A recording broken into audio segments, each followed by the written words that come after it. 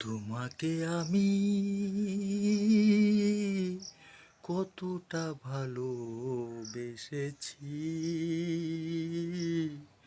তুমি তো আমায় ছেড়ে বনবাসে হারিয়ে গেলে। আমায় তো আর খোঁজ করলে না, তোমাকে আমি পাগলের মতন কত জায়গা খুঁজেছি আমি। তারপরে তোমার আর খোঁজ না পেয়ে